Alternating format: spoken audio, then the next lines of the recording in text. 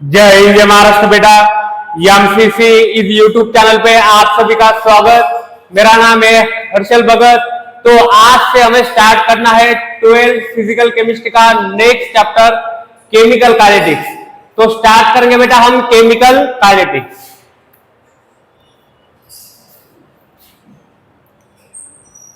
Chemical kinetics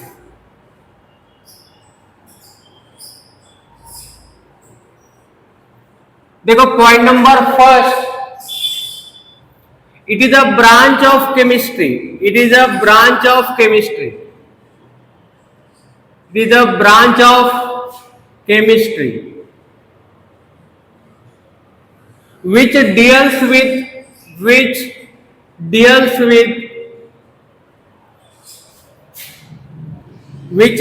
with study of rate of reaction, and mechanism of reaction,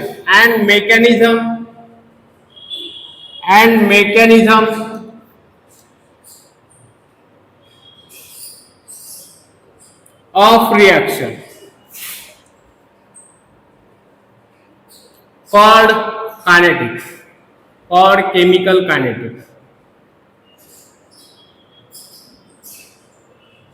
देखो बेटा chemical kinetics is a branch of chemistry और chemical kinetics में हमें study करना है rate of reaction का। Chemical kinetics में हमें स्टडी करना है रेट ऑफ रिएक्शन और मैकेनिज्म ऑफ रिएक्शन। इसी को हम बोलेंगे chemical kinetics.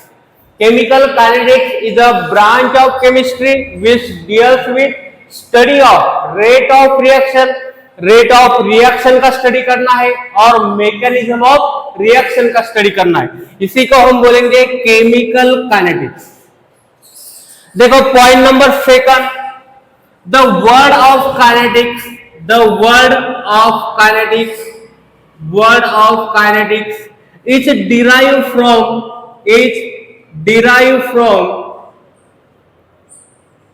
is derived from Greek word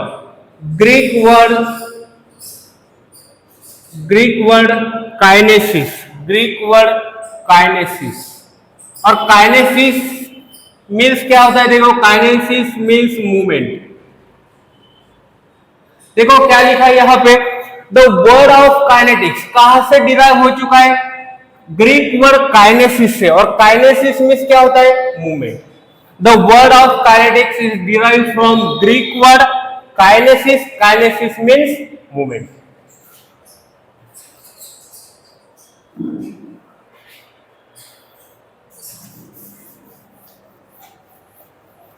देखो point number third, thermodynamics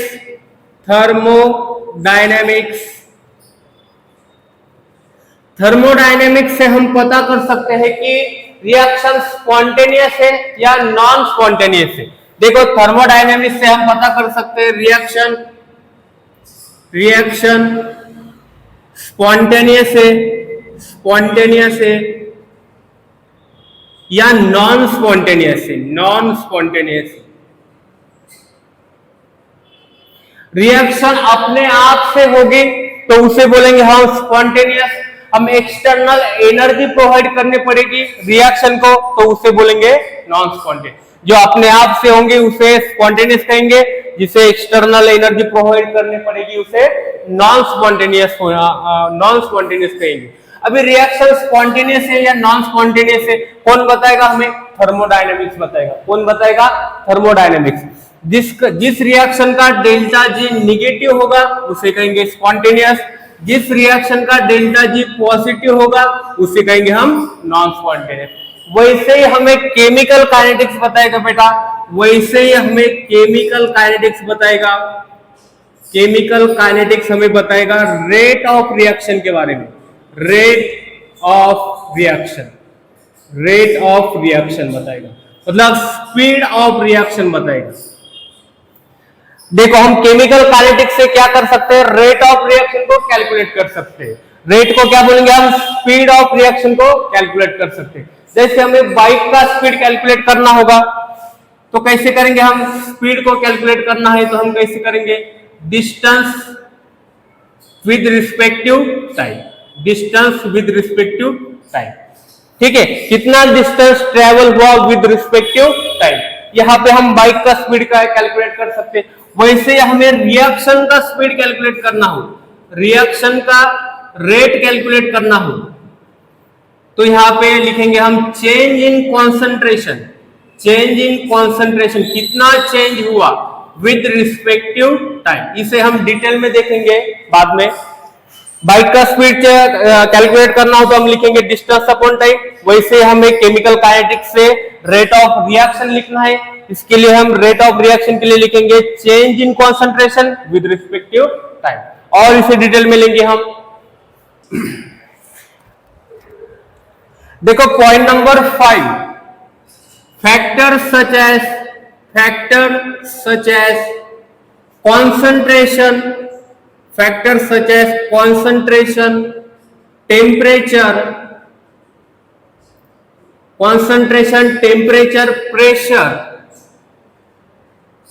and catalyst affect on rate of reaction,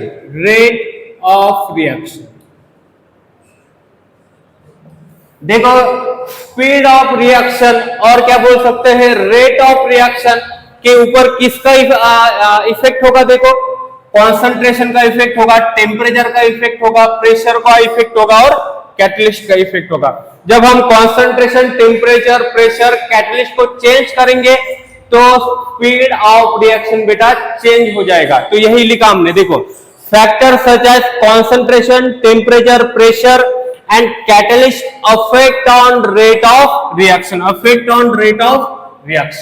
ये होगा पॉइंट नंबर 5। देखो बेटा इसके बाद देखेंगे हम rate of reaction,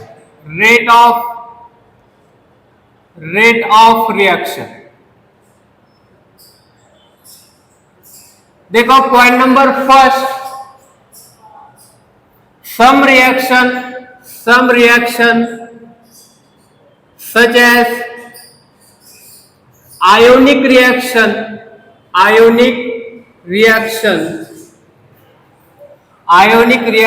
are very fast, देखो बेटा जितने भी फास्ट रिएक्शन है उसका रेट हम डिटरमाइन नहीं कर सकते। तो some reaction such as ionic reaction are very fast, इसका एग्जांपल लेंगे हम। देखो AgNO3 with NaCl, then formation of NaNO3 plus AgCl। तो ये जो आयोनिक रिएक्शन है बेटा, इसका जो स्पीड है वो बहुत ही ज्यादा है और इसका स्पीड हम कैलकुलेट नहीं कर सकते। Rate of reaction cannot be calculated,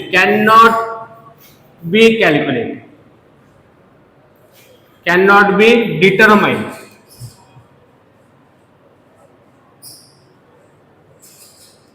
जिस रिएक्शन का स्पीड ज्यादा हो उस रिएक्शन का रेट या स्पीड हम कैलकुलेट नहीं कर सकते। तो जितने भी बेटा आयोनिक रिएक्शन है उसका स्पीड ज्यादा रहेगा, उसका रेट हम कैलकुलेट नहीं कर सकते। देखो point number 2,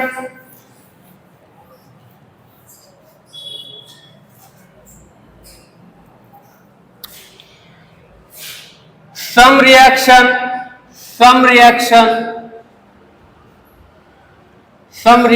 are very slow, some reaction are very slow। जिस रिएक्शन का बेटा रेट स्लो हो उस रिएक्शन का भी रेट हम कैलकुलेट नहीं कर सकते। जैसे कि एग्जांपल लेंगे हम rusting of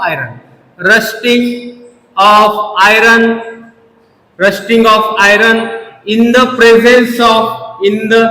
presence of water and air।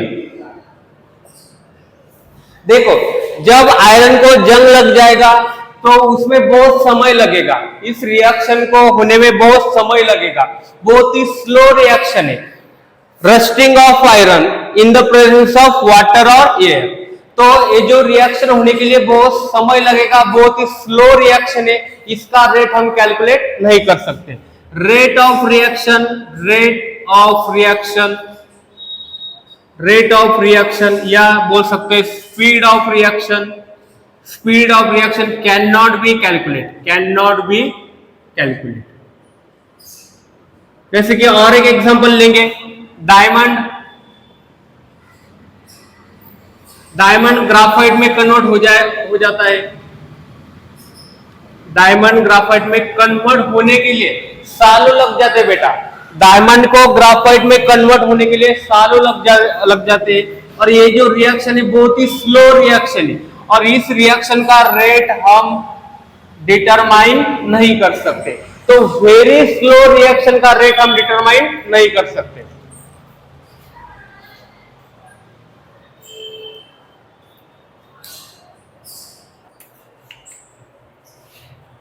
देखो point number 3, moderate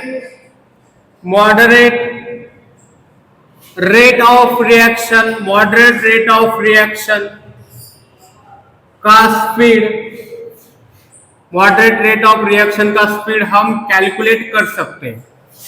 moderate rate of reaction का स्पीड हम कैलकुलेट कर सकते हैं। देखो बेटा, मॉडरेट रेट ऑफ रिएक्शन किसे कहेंगे हम, जिसका स्पीड ना तो बहुत ही कम होगा और ना ही बहुत ही ज्यादा होगा, उसे कहेंगे हम मॉडरेट रेट ऑफ रिएक्शन। जिसका स्पीड ना तो बहुत ही कम होगा और ना ही बहुत ही ज्यादा होगा, उसे कहेंगे हम moderate rate of reaction. Example लेना हो तो लेंगे हम मॉलिक्यूलर रिएक्शन, मॉलिक्यूलर रिएक्शन। इसमें बॉन्ड ब्रेक और बॉन्ड मेकिंग, ब्रेकिंग और बॉन्ड मेकिंग होगा। देखो जैसे कि यहां पे लिया हमने N2 plus thrice H2, then formation of 2NH3। तो ये जो रिएक्शन है मॉडरेट रिएक्शन है बेटा।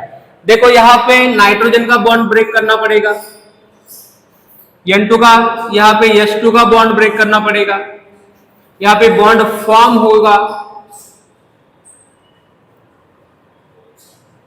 तो इस रिएक्शन का स्पीड मॉडरेट है, ना ही ज्यादा है और कम है। तो इस रिएक्शन के लिए हम स्पीड या बोल सकते हैं रेट को कैलकुलेट कर सकते हैं, रेट को कैलकुलेट कर सकते हैं। तो मॉडरेट रेट को हम बेटा कैलकुलेट कर सकते हैं।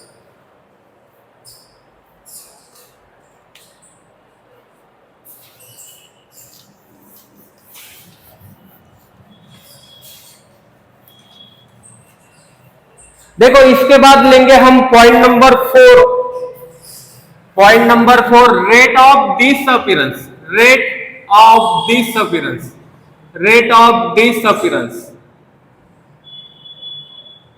रेट ऑफ डिसअपीयरेंस किसे कहेंगे हम, देखो डिक्रीज, देखो डिसअपीयरेंस को साइन यूज करेंगे हम minus, decrease in concentration, decrease in concentration, decrease in concentration of reactant, decrease in concentration of reactant with respective time, with respective time, time के साथ। यहां पे समझेंगे हम, देखो ये जो रिएक्टेंट है R कन्वर्ट हो रहा है बेटा प्रोडक्ट में, रिएक्टेंट R कन्वर्ट हो रहा है प्रोडक्ट में, तो समय के साथ रिएक्टेंट कम होता जाएगा, समय के साथ रिएक्टेंट कम होता जाएगा। तो इसे क्या, देखो समय के साथ रिएक्टेंट कम होता जाएगा, इसीलिए लिखा हमने रेट ऑफ डिसअपीयरेंस, डिसअपीयर होता जाएगा। तो रेट ऑफ डिसअपीयरेंस को कैसे लिखा, decrease in concentration of reactant. Disappearance को कैसे लिखा, decrease in concentration of reactant. यहाँ पे रिएक्टेंट का कॉन्सेंट्रेशन डिक्रीज हो रहा है, डिसअपीयर हो रहा है, तो इसीलिए हमने साइन लिया माइनस विद रिस्पेक्टिव टाइम। और कैसे लिख सकते, देखो जब टाइम t1 हो तो रिएक्टेंट कितना होगा R1, जब टाइम t2 हो तो रिएक्टेंट कितना होगा R2। टाइम t1 पे बेटा रिएक्टेंट का कॉन्सेंट्रेशन ज्यादा रहेगा, टाइम T2 पे रिएक्टेंट का कॉन्सेंट्रेशन कम रहेगा, क्योंकि टाइम के साथ रिएक्टेंट का कॉन्सेंट्रेशन कम होता जा रहा है।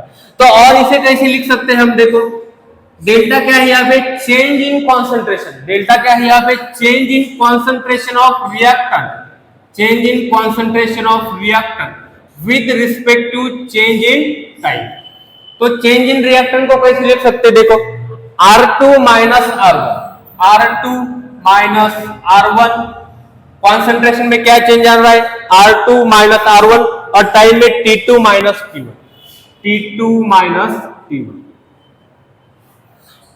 तो और कैसे लिख सकते हैं इसको, देखो इधर लिखेंगे change in reactant, change in reactant with respect to change in time. तो इसी को लिखा बेटा हमने रेट ऑफ डिसअपीयरेंस, और साइन क्या रहेगा, माइनस, क्योंकि कम होता जा रहा है, साइन क्या रहेगा, माइनस। इसी को बोलेंगे हम rate of disappearance, rate of disappearance, rate of disappearance of reactant, rate of disappearance of reactant. और जब प्रोडक्ट फॉर्म होगा तो उसे क्या बोलेंगे, rate of appearance of product, rate of appearance of product. देखो इसके लिए कुछ हम ग्राफ ड्रॉ करेंगे।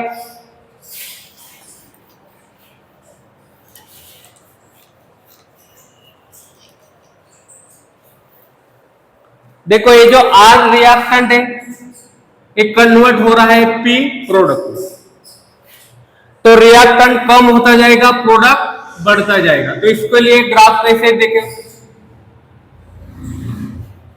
ये जो रिएक्टेंट है बेटा कम होता जा रहा है, यहां पे लिखेंगे हम concentration, concentration of reactant, concentration of reactant, और रिएक्टेंट यहां पे R।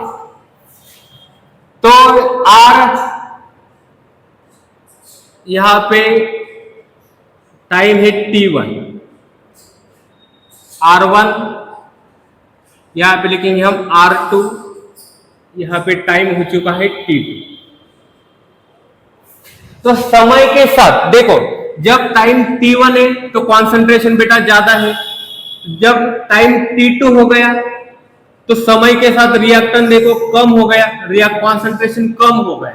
ठीक है, तो हमने कैसे लिखा था, rate of disappearance, rate of disappearance, formula याद रखना है, rate of disappearance equal to change in concentration of reactant with respect to change in time. तो चेंज इन रिएक्टेंट को कैसे लिखेंगे, R2 minus R1, change in time T2 minus T1। ये हो गया रेट ऑफ डिसअपीयरेंस। और sign क्या use करनी है हमें, माइनस, साइन क्या यूज करनी है, माइनस।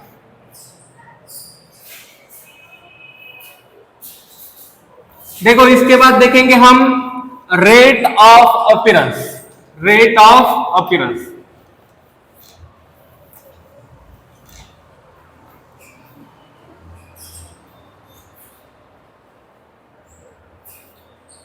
पॉइंट नंबर हो गया 5, rate of appearance, rate of appearance. Rate of appearance को कैसे लिखेंगे, इसे लिखेंगे बेटा हम साइन यूज करेंगे पॉजिटिव। देखो increase in concentration, increase in concentration of product with respective time, with respective time. ये हो गया रेट ऑफ अपीयरेंस। जैसे कि यहाँ पे रिएक्टेंट है बेटा R कन्वर्ट हो रहा है प्रोडक्ट में, तो रिएक्टेंट कम होता जाएगा, प्रोडक्ट बढ़ता जाएगा। तो रिएक्टेंट कम होता जाएगा तो इसे लिखा था हमने रेट ऑफ डिसअपीयरेंस। यहाँ पे प्रोडक्ट बढ़ता जाएगा तो इसे लिखेंगे हम रेट ऑफ अपीयरेंस।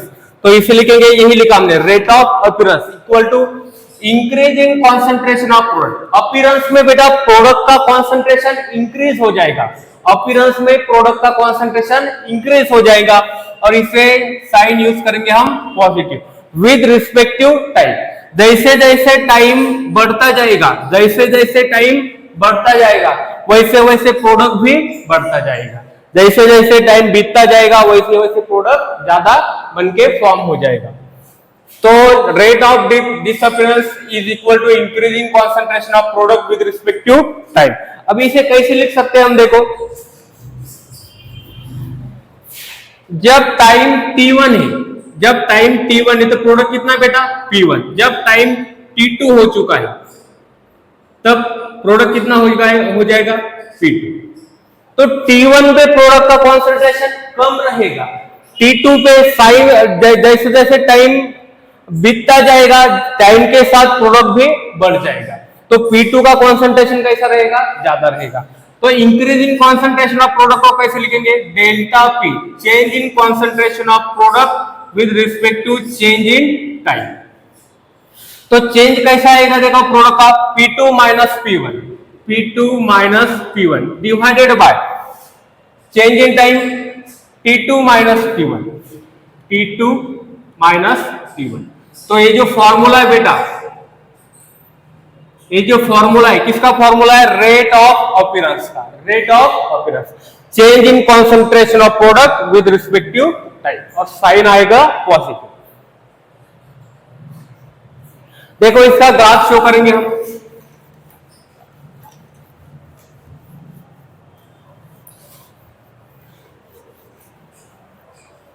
देखो टाइम के साथ रिएक्टेंट, टाइम के साथ रिएक्टेंट कम होता जाएगा और टाइम के साथ प्रोडक्ट बढ़ता जाएगा। तो इसके लिए ग्राफ कैसा आएगा, देखो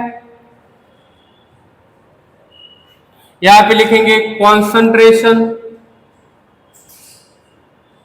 concentration of product, concentration of product, concentration of product यहां पे इंक्रीज होता जा रहा है, कॉन्सेंट्रेशन ऑफ प्रोडक्ट इंक्रीज होता जा रहा है, ठीक है। देखो यहां पे बेटा P1 तो टाइम रहेगा T1, और यहां पे देखो P2 तो यहां पे टाइम रहेगा T2। तो जैसे जैसे टाइम बढ़ता जा रहा है वैसे वैसे प्रोडक्ट भी क्या हो रहा है, देखो टाइम T2 पे प्रोडक्ट कितना है P2, तो कॉन्सेंट्रेशन ज्यादा है, T2 पे कॉन्सेंट्रेशन ज्यादा है, T1 पे कॉन्सेंट्रेशन कम है, तो टाइम के साथ कॉन्सेंट्रेशन बढ़ जाएगा। तो इसे लिखेंगे हम रेट ऑफ अपीयरेंस। अब ये कैसे लिखा था हमने रेट ऑफ अपीयरेंस को, rate of appearance, rate of appearance is equal to change in concentration of product with respect to change in time. तो चेंज क्या आ रहा है, देखो बेटा P2 minus P1, P2 minus P1, और टाइम में चेंज क्या है T2 माइनस T1। तो ये क्या हो गया, rate of appearance, rate of appearance. तो ये फॉर्मूला आपको ध्यान में रखना है, delta P divided by delta, और साइन रहेगा पॉजिटिव। अभी इसके बाद देखना हमें रेट ऑफ रिएक्शन कैसे फाइंड करना है, रेट ऑफ रिएक्शन को कैसे फाइंड करना है।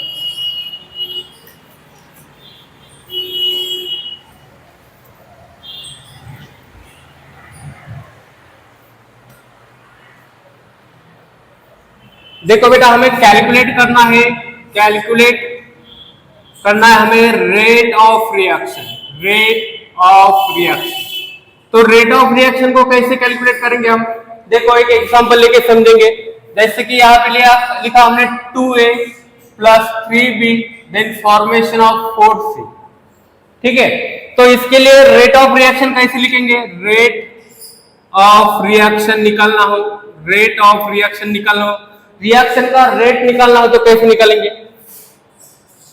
देखो हमें ए का डिसअपीयरेंस कैसे निकाला था हमने, यहां पे लिखा था delta change in concentration of A with respect to change in time, और साइन यूज किया था माइनस, क्योंकि एक डिसअपीयर हो रहा है। अभी आप इसको कोएफिशिएंट से डिवाइड कर दो, कोएफिशिएंट कितना है 2, तो उसको डिवाइड कर दोगे तो वो हो जाएगा बेटा रेट ऑफ रिएक्शन। क्या हो जाएगा, रेट ऑफ रिएक्शन। अभी देखो B के लिए डिसअपीयरेंस कैसे लिखेंगे, B के लिए डिसअपीयरेंस लिखेंगे पहले तो आप माइनस साइन यूज करोगे, और ऊपर क्या लिखना है, change in concentration of B, तो delta change in concentration of B with respective change in time. अभी ये क्या हो गया, डिसअपीयरेंस ऑफ रिएक्शन। अभी आप इसको डिवाइड कर दोगे कोएफिशिएंट से तो ये हो जाएगा रेट ऑफ रिएक्शन। क्या हो जाएगा, रेट ऑफ रिएक्शन। देखो 4C क्या फॉर्म हो गया, 4C। अभी रेट ऑफ अपीयरेंस लिखना हो तो कैसे लिखेंगे, change in concentration of C with respect to change in time. अभी देखा हमने, आप कोएफिशिएंट से इसे डिवाइड कर दोगे, कोएफिशिएंट से, कोएफिशिएंट कितना है 4, तो ये हो जाएगा रेट ऑफ रिएक्शन। तो जब भी आपको रेट ऑफ रिएक्शन लिखना हो तो आप कोएफिशिएंट से डिवाइड कर दोगे, कोएफिशिएंट से डिवाइड कर दोगे, तो ये फॉर्म हो जाएगा रेट ऑफ रिएक्शन।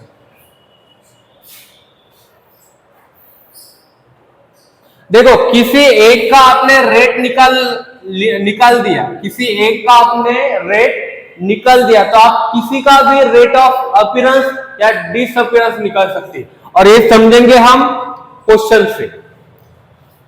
और एक यहां पे क्वेश्चन लेंगे हम, देखो एग्जांपल लेंगे यहां पे, रेट ऑफ रिएक्शन कैसे निकालना है।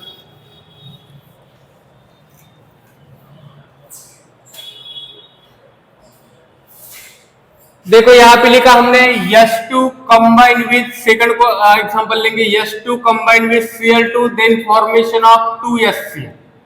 तो रेट ऑफ रिएक्शन कैसे लिखेंगे, रेट ऑफ रिएक्शन निकालना है हमें, तो रेट ऑफ रिएक्शन लिखेंगे बेटा। देखो इसका रेट ऑफ डिसअपीयरेंस कैसे लिखा था, d change in concentration of H2 with respect to change in time. Coefficient कितना है इसका 1, कोएफिशिएंट 1 है तो 1 से डिवाइड करो, ये हो गया rate of reaction. Change in concentration of Cl2 with respect to change in time, ये हो गया रेट ऑफ डिसअपीयरेंस। तो साइन क्या यूज किया था, माइनस। अभी आप कोएफिशिएंट कितना इसका 1, तो ये क्या हो गया, अभी जब कोएफिशिएंट 1 से आप डिवाइड कर दोगे तो वो कन्वर्ट हो जाएगा रेट ऑफ रिएक्शन में। अभी इसका रेट ऑफ अपीयरेंस कैसे लिखोगे, change in concentration of HCl with respect to time. अभी ये हो गया रेट ऑफ अपीयरेंस, बट आप इसको डिवाइड कर दोगे कोएफिशिएंट से तो ये हो जाएगा रेट ऑफ रिएक्शन। क्या हो जाएगा, रेट ऑफ रिएक्शन। जब भी रेट ऑफ रिएक्शन लिखना हो तो आप डिवाइड कर दोगे कोएफिशिएंट से। देखो और एक एग्जांपल को समझेंगे हम।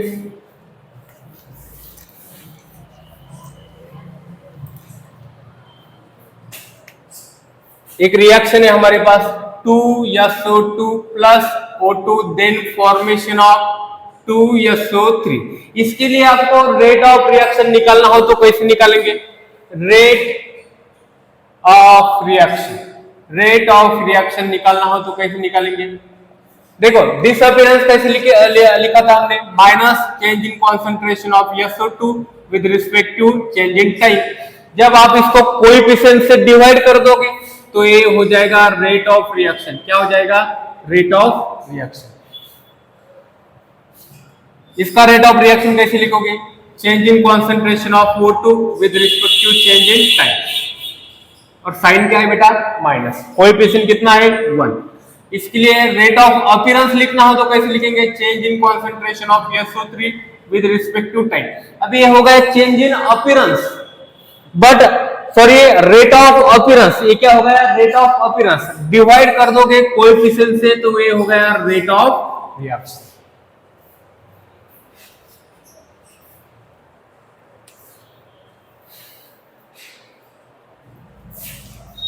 और एक एग्जांपल लेंगे हम। देखो यहां पे लिया हमने 9A plus 8B then formation of 7C plus 4D।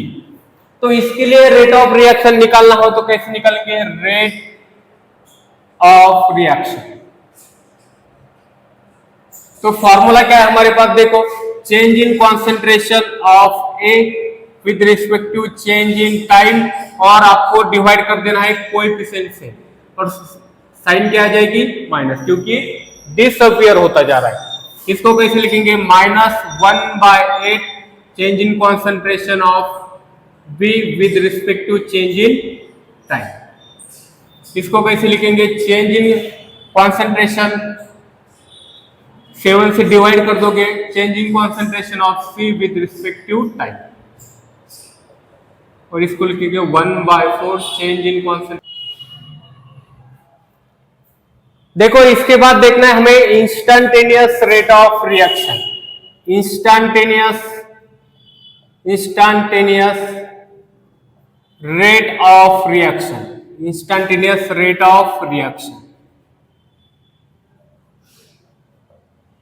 तो एक पर्टिकुलर इंस्टेंट पे हमें रेट ऑफ रिएक्शन कैलकुलेट करना है, एक पर्टिकुलर इंस्टेंट पे हमें रेट ऑफ रिएक्शन कैलकुलेट करना है, उसे कहेंगे हम इंस्टैन्टेनियस रेट ऑफ रिएक्शन। देखो इसे समझेंगे हम, जैसे कि यहां लिखा हमने A plus three B convert into 4C, तो इसे कैसे लिखेंगे, इंस्टैन्टेनियस रेट ऑफ रिएक्शन को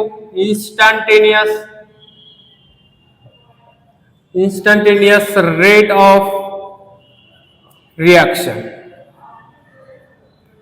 equal to dA by dt minus dA by dt minus coefficient से डिवाइड कर देंगे हम, यहां पे देखो 1/3 dA by dt, sorry dB by dt, change in concentration with respect to time equal to 1/4 change in concentration of C with respect to time. अभी इसमें क्या डिफरेंस आ गया, देखो पहले हमने डेल्टा यूज किया था, इस बार हमने स्मॉल डी यूज किया बेटा। तो स्मॉल डी क्या इंडिकेट करता है, यहाँ पे स्मॉल डी क्या इंडिकेट करता है, देखो यहां पे इंडिकेट करेगा small change in concentration, small change in concentration, small change in concentration, और टी, ठीक है, और क्या इंडिकेट कर रहा है, देखो small change in time, small change in time. जब कॉन्सेंट्रेशन और रिएक्टेंट में स्मॉल चेंज रहेगा उसे बोलेंगे हम इंस्टैन्टेनियस रेट ऑफ रिएक्शन, और उसे डिनोट करेंगे हम स्मॉल डी से, उसे डिनोट करेंगे हम स्मॉल डी से। अभी कैसे निकालेंगे, देखो जैसे कि B यहां पे खत्म होता जा रहा है, कम होता जा रहा है, तो B को कैसे लिखेंगे हम, concentration of B with respect to time कम होता जा रहा है, तो रेट ऑफ रिएक्शन कैसे निकालेंगे बेटा, यहां पे देखो इस पॉइंट पे हमें B का रेट ऑफ रिएक्शन निकालना है, इस पॉइंट पे हमें रेट ऑफ B का रेट ऑफ रिएक्शन निकालना है, तो इससे बोलेंगे इस इंस्टेंट पे, देखो टाइम यहाँ पे चेंज नहीं हो रहा है, टाइम क्या है यहाँ पे कांस्टेंट है, तो इस पॉइंट पे हमें रेट ऑफ रिएक्शन निकालना है, तो हमें क्या करेंगे, यहां से टेंजेंट को ड्रॉ करेंगे, और ये एंगल कितना है, थीटा, और इसका स्लोप लिखेंगे हम, तो स्लोप क्या निकल के आएगा, देखो dB change in concentration of B with respect to change in time, ये हो गया स्लोप, और स्लोप इक्वल होता है बेटा tan थीटा, तो यहाँ पे थीटा की वैल्यू रख देनी है, ये जो एंगल निकल के आ गया यहाँ पे रख देना है, तो यहाँ से dB बाय dt की वैल्यू निकल के आ जाएगी। जब आप dB बाय dt की वैल्यू यहाँ पे पुट करोगे तो निकल के आ जाएगा इंस्टैन्टेनियस रेट ऑफ रिएक्शन, निकल के आ जाएगा इंस्टैन्टेनियस रेट ऑफ रिएक्शन। देखो और समझेंगे हम, जैसे कि यहां पे C फॉर्म होता जा रहा है, यहां पे C फॉर्म होता जा रहा है, देखो, और इस पॉइंट पे हमें रेट ऑफ रिएक्शन निकालना है। देखो चेंज इन टाइम बहुत ही निग्लिजिबल है, जो टाइम में जो चेंज आ रहा है वो बहुत ही निग्लिजिबल है, तो इसे कैसे कैलकुलेट करेंगे हम, देखो यहां से हम टेंजेंट को ड्रॉ करेंगे, ये क्या है, देखो changing concentration of C with respect to time, तो इसे कैसे लिखेंगे, change in concentration of C with respect to time equal to slope, और स्लोप कैसे निकालेंगे, tan थीटा, तो एंगल रख देना बेटा, यहाँ का जो एंगल होगा वो यहाँ पे रख देना है, फिर dC बाय dt की वैल्यू निकल के आ जाएगी, यहाँ पे आप पुट करो तो रेट ऑफ रिएक्शन निकल के आ जाएगा, इंस्टैन्टेनियस रेट ऑफ रिएक्शन निकल के आ जाएगा। अभी देखो इसे हम कैलकुलेशन से समझेंगे, एक दो कैलकुलेशन लेंगे हम इसके ऊपर। देखो हमें सॉल्व करना है इंस्टेंटेनियस रेट ऑफ रिएक्शन का फर्स्ट क्वेश्चन। क्या दे रखा है देखो, 2p combine with 3q then formation of r। तो हमें निकालना है calculate instantaneous rate of reaction. तो कैसे लिखेंगे इसको, देखो इंस्टेंटेनियस रेट ऑफ रिएक्शन को कैसे लिखेंगे हम,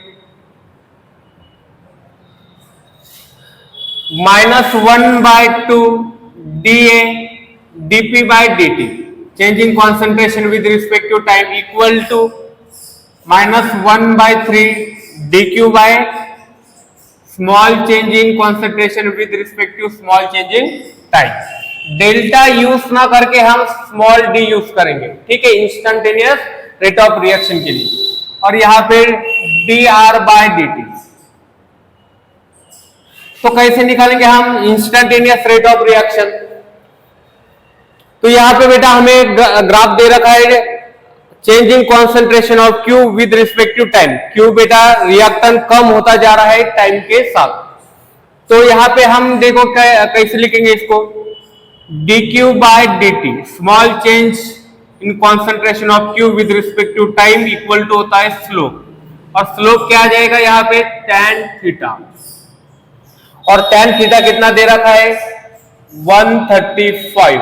और इसकी जो वैल्यू निकल के आ जाएगी बेटा, निकल के आ जाएगी -1। तो dQ बाय dt कितना आ गया, dQ बाय dt आ गया -1। तो देखो यहाँ पे हमें -1 को पुट किया तो कितना निकल के आ जाएगा, rate of reaction, rate of instantaneous rate of reaction, instantaneous rate of reaction, instantaneous rate of reaction -1/3 dQ by dt की वैल्यू कितनी आ गई, -1। तो ये कितना हो जाएगा, 1/3। तो इंस्टेंटेनियस रेट ऑफ रिएक्शन कितना निकल के आ गया, 1/3। तो ये पहला तो सॉल्व हो गया। अभी सेकंड क्या सॉल्व करना है हमें, कैलकुलेट रेट ऑफ डिसअपीयरेंस। तो रेट ऑफ डिसअपीयरेंस किसका निकालना है बेटा, P का। तो रेट ऑफ डिसअपीयरेंस को कैसे लिखेंगे हम, changing concentration of P with respect to time. और इंस्टेंटेनियस रेट ऑफ रिएक्शन को लिखना हो, instantaneous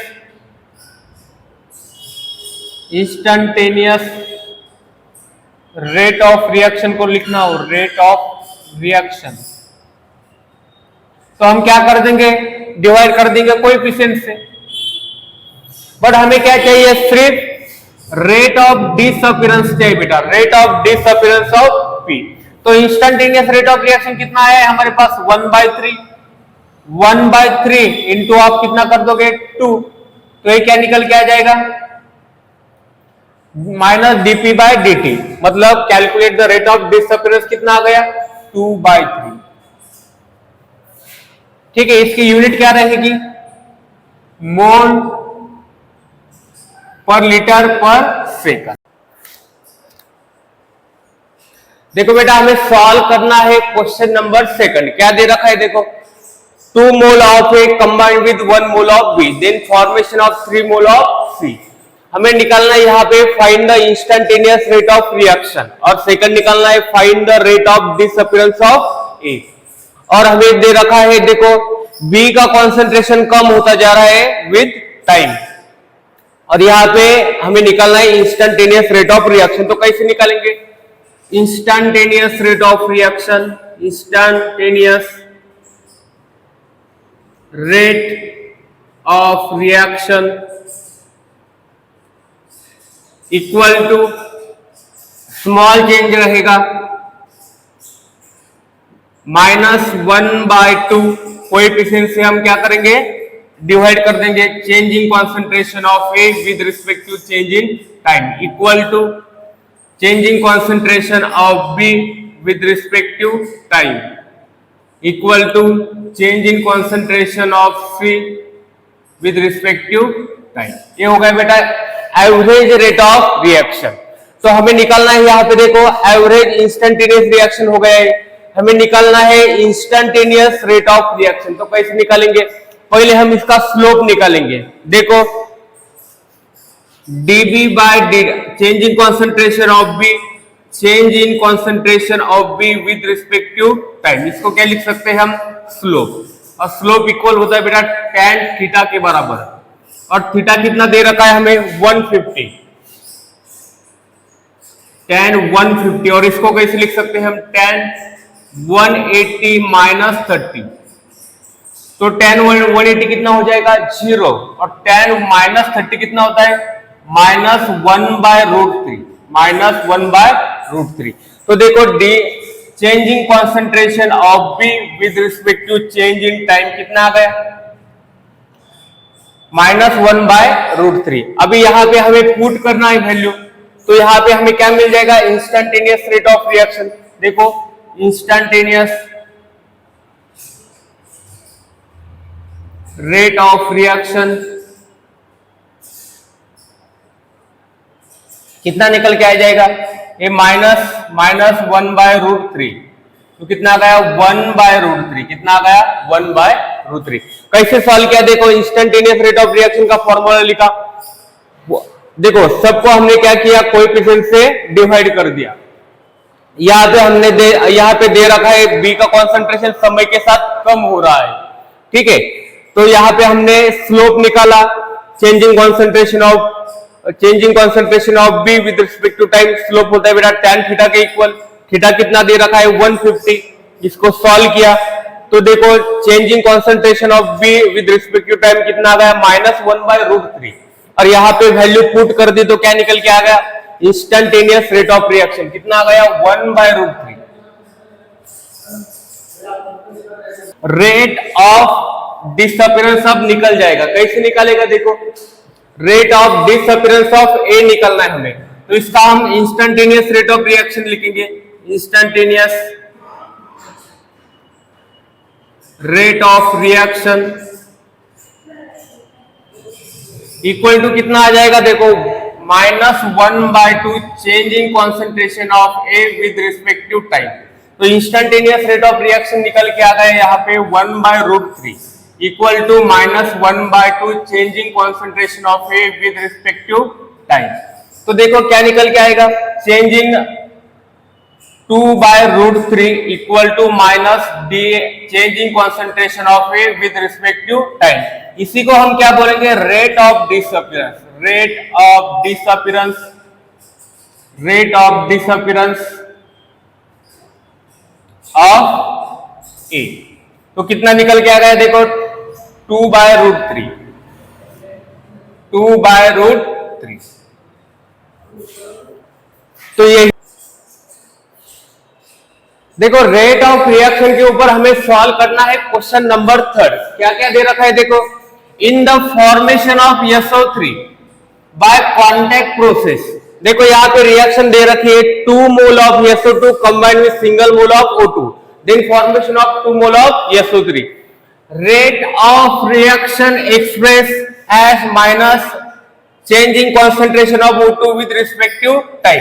rate of disappearance of O2 दे रखा है बेटा, rate of disappearance of O2 दे रखा है, कितना है 2.5 × 10⁻⁴ मोल पर लीटर पर second. Calculate the rate of disappearance of SO2। देखो rate of disappearance of O2 दे रखा है 2.5 × 10⁻⁴, हमें rate of disappearance of SO2 निकालना है। तो पहले तो हम रेट ऑफ रिएक्शन कैलकुलेट करेंगे, rate of reaction is equal to, देखो O2 के लिए लिखेंगे -1/1 changing concentration of O2 with respect to time. तो ये क्या निकल के आएगा, देखो minus changing concentration of O2 with respect to time is equal to rate of reaction, rate of reaction, और minus changing concentration of O2 का जो वैल्यू दे रखा है कितना है 2.5 × 10⁻⁴ मोल पर लीटर पर सेकंड। तो यहां से हमने रेट ऑफ रिएक्शन को निकाला, रेट ऑफ रिएक्शन। अब हमें निकालना बेटा rate of disappearance of SO2।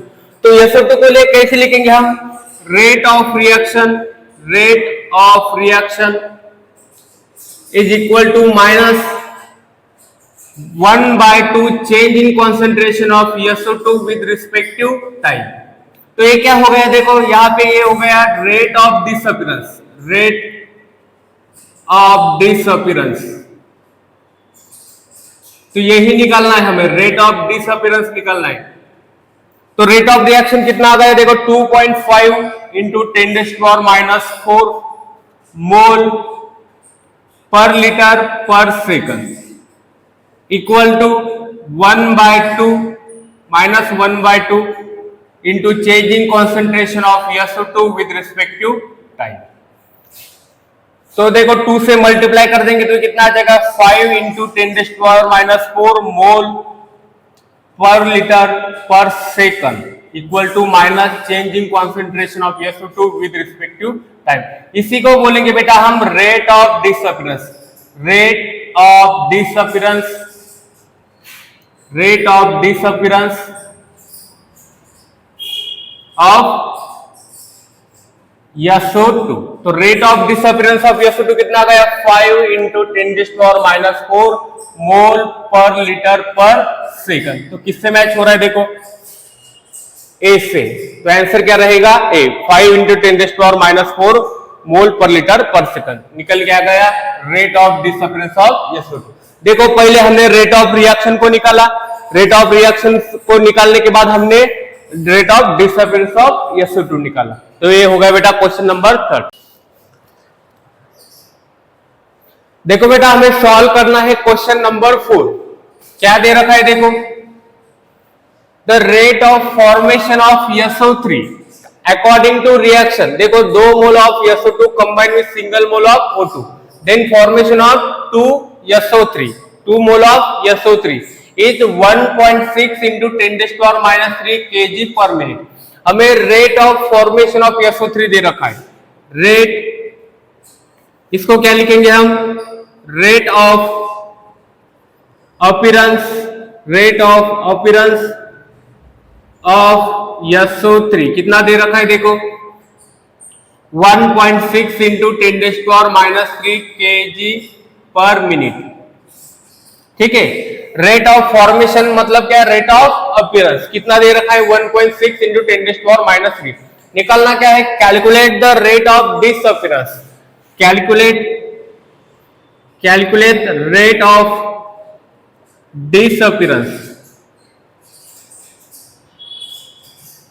देखो हमें अपीयरेंस दे रखा है SO3 के लिए, डिसअपीयरेंस निकालना है हमें SO2 का, calculate rate of disappearance of SO2। तो कैसे निकालेंगे, पहले तो हम रेट ऑफ रिएक्शन निकालेंगे, रेट ऑफ रिएक्शन जिसका अपीयरेंस या डिसअपीयरेंस दे रखा हो उसी का हम रेट ऑफ रिएक्शन निकालेंगे। तो अपीयरेंस किसका दे रखा है, SO3 का, तो रेट कैसे लिखेंगे इसका, 1/2 कोएफिशिएंट से डिवाइड कर देंगे change in concentration of SO3 with respect to change in time. तो ऊपर बेटा कॉन्सेंट्रेशन में रखना है, मतलब मोल पर लीटर में रखना है, बट हमें किस में दे रखा है, केजी में दे रखा है, तो हम इसको मोल में कन्वर्ट करेंगे। तो देखो मोल का फॉर्मूला क्या है, mole is equal to given weight, given weight आएगा ग्राम में अपॉन मॉलिक्यूलर वेट। तो गिवन वेट कितना दे रखा है, देखो 1.6 इंटू 10⁻³ एक केजी में, ग्राम में कन्वर्ट करने के लिए हम इसको मल्टीप्लाई कर देंगे 10⁻³, तो ये हो जाएगा ग्राम। अपन मॉलिक्यूलर वेट कितना आएगा SO3 का, सल्फर का कितना है 32, सिंगल ऑक्सीजन का कितना है, सिंगल 3 ऑक्सीजन है, तो कितना आएगा 32, 48, 80, कितना निकल के आ गया 80। तो ये आएगा 10⁻⁴ 1/5 इंटू 10⁻⁻1, 0.2 इंटू 10⁻⁻1, 2 इंटू 10⁻⁻², कितना आ गया 2 इंटू 10⁻⁻²। तो ऊपर रखो 1/2 इंटू 2 इंटू 10⁻⁻² पर लीटर पर मिनट, लीटर पर मिनट। तो ये कितना आएगा, 2 कैंसिल हो गया, 10⁻⁻² मोल पर लीटर पर मिनट, यूनिट क्या आ जाएगी, ठीक है।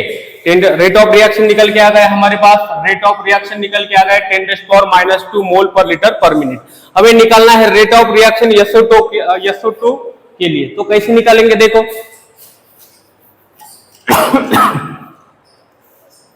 Rate of reaction ROR equal to SO2 के केस में कैसे लिखेंगे, 1/2 change in concentration of SO2 with respect to change in time. हमें निकालना है बेटा change in concentration of SO2 by dt। इसी को क्या बोलेंगे, rate of disappearance, rate of disappearance. तो रेट ऑफ रिएक्शन कितना आ गया, 10⁻² इक्वल टू 1/2, तो ये कितना हो जाएगा DSO2 by dt, 2 into 10⁻² is equal to DSO2 by dt। ये मोल में आ गया, हमको किस में चाहिए, केजी में चाहिए। तो मोल देखो, मोल का फॉर्मूला क्या है, mole equal to given weight upon molecular weight. तो मॉलिक्यूलर वेट से जब आप मोल को कैलकुलेट करोगे तो ये किस में आ जाएगा, ग्राम में आएगा। तो मॉलिक्यूलर वेट कितना दे रखा है, देखो मॉलिक्यूलर वेट कितना है SO2 का 32, सल्फर का हो गया 32, ऑक्सीजन का 32, तो ये निकल के आएगा 64। तो आप मल्टीप्लाई करो 64 से, तो कितना आएगा 128 इंटू 10⁻²। ठीक है, 128 इंटू 10⁻²। अब ये किस में आ गया, DSO2 by dt, ये आ गया ग्राम में, ये आ गया ग्राम में। तो ये कितना हो जाएगा 1.2 इंटू 1.28 इंटू 1.28 ग्राम हो जाएगा। बट हमें किस में चाहिए, केजी में चाहिए, तो हम मल्टीप्लाई कर देंगे 1 ग्राम इक्वल टू होता है बेटा 10⁻³ केजी, तो 10⁻³ केजी में आ जाएगा DSO2 by dt। तो आंसर क्या आ गया, 1.2 इंटू 1.28 इंटू 10⁻³ केजी पर मिनट। तो किससे मैच हो रहा है, देखो answer 1.28 into 10⁻³ answer D.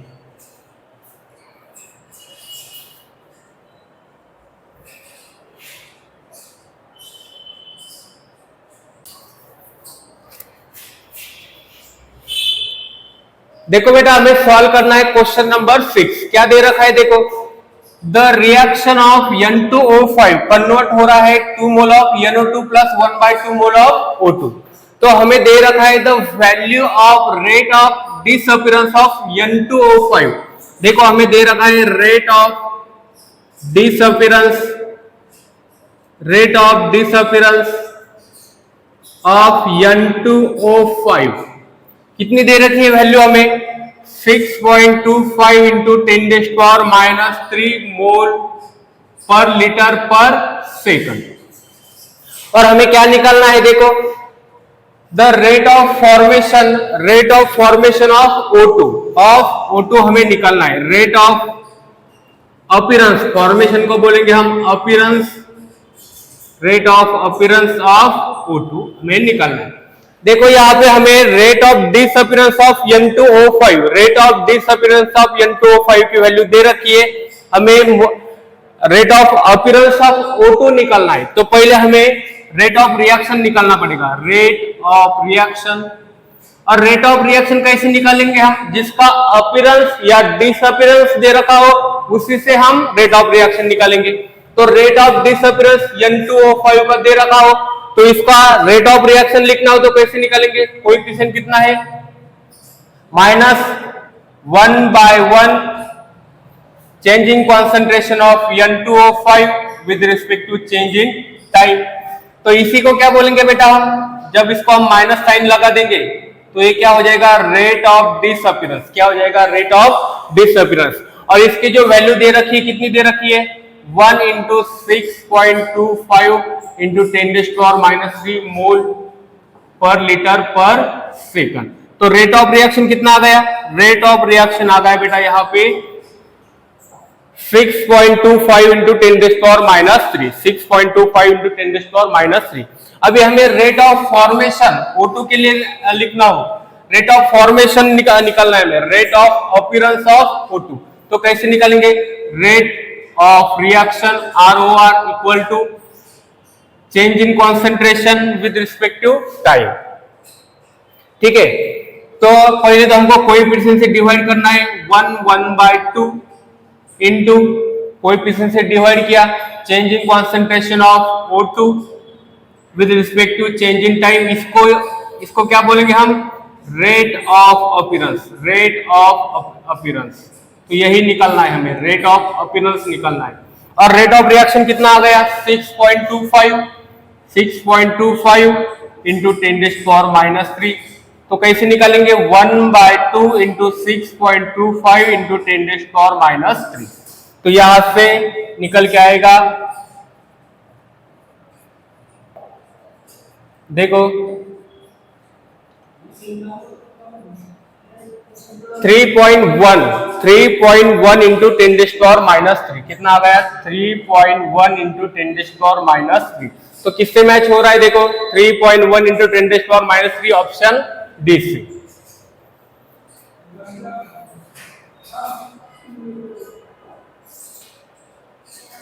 Rate of reaction 2 mole of N2O5 convert हो रहा है 4 मोल ऑफ NO2 में प्लस O2। तो can be written in 3 ways. 3 ways में हम इसे रिटर्न कर सकते हैं। क्या क्या दे रखा है? The rate of disappearance of N2O5 is equal to rate constant into N2O5। Change in concentration of NO2 with respect to time is equal to K dash N2O5। Changing concentration of O2 with respect to time is equal to K double dash N2O5। तो option check करने, देखो K1 first they रखा है हमें, K dash K dash K dash और K dash. तो K dash किसके लिए लिखा है? देखो यहाँ पे K डैश लिखा है यहाँ पे NO2 के लिए। ठीक है, K लिखा है यहाँ पे N2O5 के लिए और K डबल डैश लिखा है यहाँ पे O2 के लिए। तो K डैश कब K के इक्वल आएगा? देखो K डैश इक्वल लाना है हमें, K के इक्वल लाना है। तो क्या करना पड़ेगा? K डैश को हमें K के इक्वल लाना है। तो हम यहाँ पे K डैश को हम यहाँ पे डिवाइड कर देंगे 2 से। K डैश को हम डिवाइड कर देंगे 2 से। और क्या कर सकते हैं? देखो या तो हम K को मल्टीप्लाई कर सकते हैं 2 से। तो ऑप्शन में देखो क्या दे रखा है? ऑप्शन सी और ऑप्शन डी में दे रखा है। और क्या करना है हमें? देखो सेकंड दे रखा है K dash K double dash हमें इक्वल लाना है K के। इस K डबल डैश को हमें K के इक्वल लाना हो तो हम क्या करेंगे? K को डिवाइड कर देंगे 2 से। देखो ये कितना मोल है? 1 मोल है। ये कितना मोल है? 2 मोल है। इसको 1 मोल बनाने के लिए हम 2 से डिवाइड कर देंगे। तो K dash is divided, K dash equal to K divided by 2। तो ऑप्शन कितना आएगा? सी। फिर से एक बार देखिए इसे क्या किया हमने। K डैश को इक्वल लाना है K के बराबर। तो ये कितना मोल है? 4 मोल है। ये कितना मोल है? 2 मोल है। इसको 4 बनाने के लिए हमने इसको मल्टीप्लाई किया 2 से। तो एक K डैश इक्वल आ गया K के बराबर। K dash equal to 2K। K double dash को देखो K डबल डैश को K के इक्वल लाना है तो इसे मल्टीप्लाई किया 2 से।